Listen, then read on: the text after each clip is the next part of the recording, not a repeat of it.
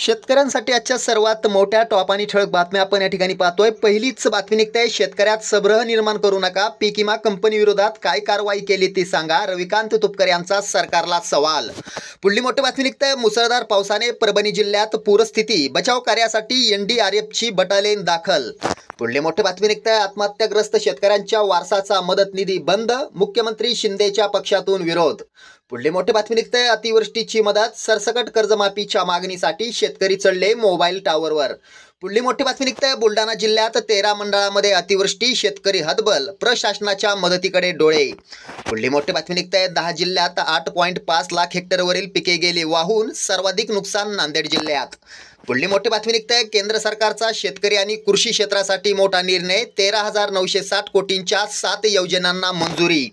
पुढली मोठी बातमी निघते, डोळ्यादेखत पिकांचं नुकसान, शेतकरी राजा चिंतातूर, काय करावं सूचना। पुढली मोठी बातमी निघते, सरकारने शेतकऱ्यांना वाऱ्यावर सोडलं, राज्याचे कृषी मंत्री कोणाला माहीत नाहीत, आदित्य ठाकरे यांची धनंजय मुंडे यांच्यावरती टीका। पुढली मोठी बातमी निघते, कॅबिनेट बैठकीत महत्त्वाचा निर्णय, नुकसानग्रस्तांना तातडीनं मदत, कृषी मंत्री धनंजय मुंडेंची माहिती। शेतकऱ्यांसाठी या होत्या सर्वात मोठ्या टॉप आणि ठळक बातम्या। धन्यवाद।